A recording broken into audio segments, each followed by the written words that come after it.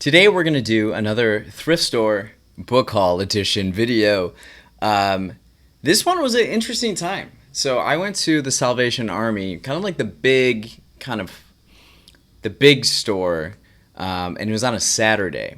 So you should see these book aisles. It's like 30 feet long, the shelves, and like four of them, and then like an additional bookshelf. And just like this Saturday, usually when I go, it's during the day, during the week, so it's very casual when I go to thrift stores. This was intense. A Saturday, there's so much trash books. There was so much trash there.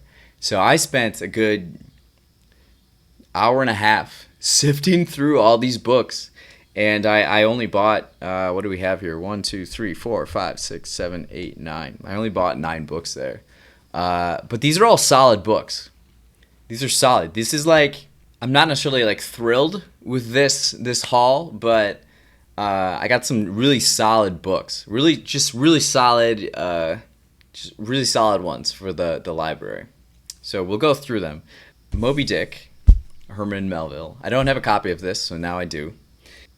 Didn't when he died, didn't he think this was a failure? A Syrian parable about humanity lost in a universe of moral ambiguity. It is the greatest sea story ever told. There you go. Yeah, I thought, I should have a copy of Moby Dick. This next one is probably the one I was most excited to get, because I checked this out from the library a while back ago, but I never got around to reading it. Something I really want to read. I think it's so interesting and inspiring, and an incredible individual, Frederick Douglass.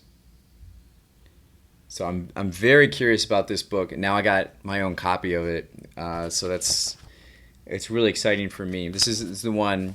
This is like the gem of the haul, in my opinion. Last Believer in Words. This is a book of poetry. An anthology of poems in translation from the pages of Poetry East. Not sure what that is. I kind of like the cover. I like the simplicity of it, I like, too, that there are marks in here, so you can kind of see what other people are thinking when they read it. I do enjoy that. Look at this one. God. All right. Should we read one of the poems? How about this?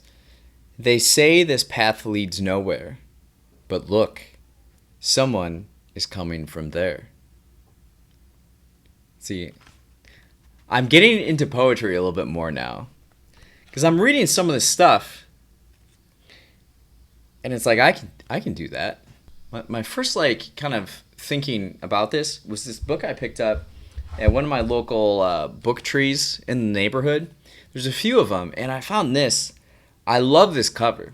To see the world in a grain of sand, and you have a photo of like a silhouette on the beach, and it's quite beautiful. All it is like inspirational stuff. They have stuff by like Walt Whitman, Ralph Waldo Emerson, Sterling North, Emily Dickinson. So it's like a collection of just like inspiring poems from people. Emily Dickinson, how about this one? The pedigree of honey does not concern a bee. A clover at any time to him is aristocracy. It's awesome. Emily Dickinson. Okay, this one's by Philip Brooks. We never become truly spiritual by sitting down and wishing to become so. We must undertake something so great that you cannot accomplish it unaided. That's profound. It's good. Here's one by H.G. Wells. What on earth would man do with himself if something did not stand in his way? So I was kind of like flipping through these. I was actually on my way. I was walking to a friend's house to watch the Bucks game, NBA Finals. Mark Twain. Grief can take care of itself, but to get the full value of a joy, you must have somebody to divide it with. It's cool. So now I'm kind of into poetry. That's something I never thought I would say. I'm really into poetry. I believe in things that take a long time to make, like trees and books. I can do this stuff. Well, go do it then, right? Actually, it makes me think about this last book here. This is The Black Swan by Nassim Nicholas Taleb. Very profound thinker. I like his book Anti-Fragile. Anti-Fragile is about how things under pressure become actually better. Something that's fragile breaks. You want to be anti-breakable as a person and as an idea or a company or, whatever non-biological thing it may be. So the Black Swan is an event, positive or negative, that is deemed improbable yet causes massive consequences. And this book came out, I think he predicted the financial crisis of 2008.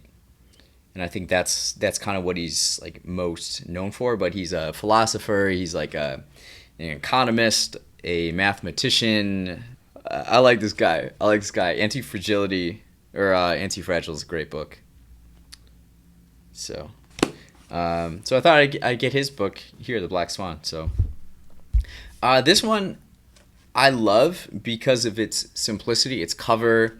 I really like either black or white books because they're easy to. As someone, I organize my books by color, and so this is gonna look good on my bar because I got all white books on my bar, and I have all black books by my vinyl collection and vinyl player. So this one is The City: Suggestions for Investigation of Human Behavior in the Urban Environment. Again, I love like urban studies, books about cities and urban living, people, sociology, and what is this? The neighborhood, the promiscuity triangle, the neighborhood triangle. Now I'm really interested. This is just, I just like this book too because it doesn't seem like something that you can just find anywhere like Amazon or any bookstore. So that's cool to me. I look out for books like that when I'm at thrift stores. So this book, first published in 1925 and reprinted here in its entirety, is a cross-section of the concerns of Chicago urban school during the period of its most intense activity. Park and Burgess realized that ecological and economic factors were converted into a social organization by the traditions and aspirations of city dwellers. In their efforts to achieve objectivity, these sociologists never lost sight of the values that propel human beings. See, that's so interesting to me. Like, you live in a city, I took a walk a little earlier, and there's just so many people interacting with each other. Went to the Chinese bakery before they closed. Great stuff there. Just got a box full of baked goods, stuff I don't even know, like what it is. so it's cool. I like trying those out. Just walking down the street, it's so interesting. You go to the park, everybody's walking their dogs, and then people are interacting because their dogs are interacting. Like people you wouldn't think would interact with each other. I'm thinking specifically, there's this hip black guy, this young guy, and then this old lady with a walker. And they're just hanging out for like 15 minutes. Because I sat on one of the benches and started eating some of the bakery items. So pork bun, I had a barbecue pork bun. Ate there. And this other thing is like a pineapple turnover. But I thought I said one of the cookies. So I think there's a communication issue. Anyways, Descartes, philosophical writings. Is that how you pronounce his name? Descartes? Descartes. This cover is so cool. I really like this. Why not have some philosophy books around? See, this is the stuff I want to find more books like this at thrift stores. Descartes and whatever, like really old printings of philosophy books, because philosophy is something that doesn't really age. It's kind of timeless. So if you can find books, 1971. I like that worn look, and just, this stuff even has highlights in it. By the mere intellect, I do not more than perceive the ideas that are a matter for judgment, and precisely so regarded, the intellect contains, properly speaking, no error. For instance, if I consider the faculty of understanding, I discern at once that in me it is very slight and greatly restricted. I thereupon form the idea of a far greater faculty, indeed, of the greatest possible, an infinite one, and I perceive, from the mere fact that I can form the idea of this, that it belongs to the nature of God. That's some heavy. This is a light book, but a very heavy book. Think about it. That's poetry, right? Fahrenheit 451. Look at this. Is like an alternative cover. I like that. See, I'm down to buy classic books like this that have different covers. I told my friend Dr. Dave. He's been on the show before. Historian, reads way more books than I do, and he asked me. He thought I hadn't read it, but I had read it. And I don't know, some of the books, of all the books I've read in the last few years, I just really didn't pull any huge gems or nuggets from this book, because it kind of mirrors some of the other books written during this time. I agree with it. So it's like, everybody's looking at the TV and they live their lives and they do what the TV tells them to do. Yeah. Dr. Dave says he's like the old professor at the very end of the book. Like in an apocalyptic future, that's him. He's just going to like have all of his books and just like be alone. I don't know. Interesting book when I read it. I don't know. It kind of reads like some of the other books written during that time, like was it 1960s-ish? When was this first published? I'm thinking of I read Do Androids Dream of Electric Sheep? That one most in particular. Sci-fi type of stuff. Brave New World. Great books. I love this book, but I just moved on from it pretty quickly. Kurt Vonnegut, Slaughterhouse 5. This is a book that I know I should read. I read Sirens of Titans by him, and I didn't really enjoy it. And now I'm being really cranky, aren't I? Nothing satisfies me. Some of the greatest writers ever. Whatever. Slaughterhouse 5. What I don't and what I do like about Kurt Vonnegut are his book covers. As someone who organizes books by colors, like you have it red. Is this a red or a yellow book, right? How do you organize it? The spine is yellow, but if it's like first on there, then it's red. Like it kind of messes it up. Anyways, certain people like Kurt Vonnegut. That's what, the more and more I read, the more I realize that people fit into like categories of like authors that they like and like types of books that they like. You don't want to like categorize people, but you can kind of categorize people based on, if I post a picture of this and everybody's like, oh, like certain people are like that, right? You're like, oh, if you like Kurt Vonnegut, you probably like Don DeLillo, and you probably like this and that, and it's interesting. It's very interesting.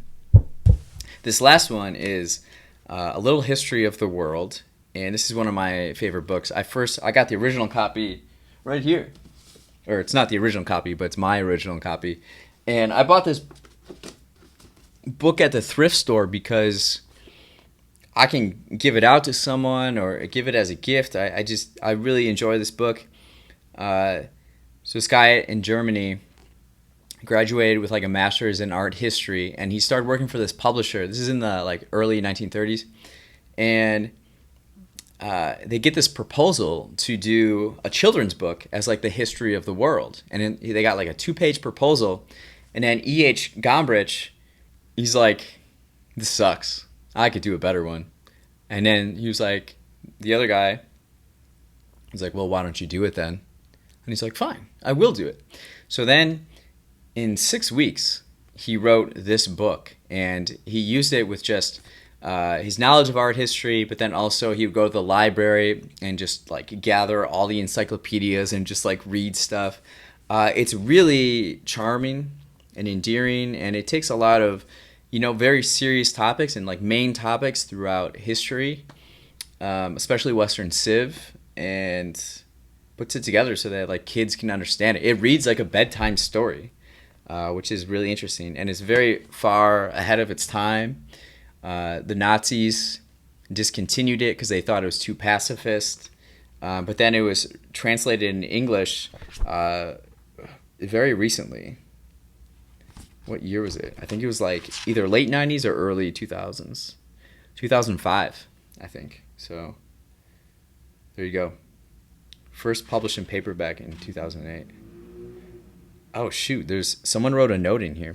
This is something I'm curious about with like going to thrift stores. I write notes in books that I give to people, and it would be so discouraging to me, disheartening, if I learned that they just like gave it to a thrift store, because that note was meant for them. So this one says, for Tata and Mia's quality reading time together, smiley face. Draghi Tata, we wish you a very happy first Father's Day. We love you very, very much. Chuoji Kira, June 19th, 2011, Chicago. I wonder what happened there. Oh boy. But yeah, anyways, these are the books I got from one of the latest thrift store explorations, scavengers, adventures. So some solid books. Library's stronger now because of it.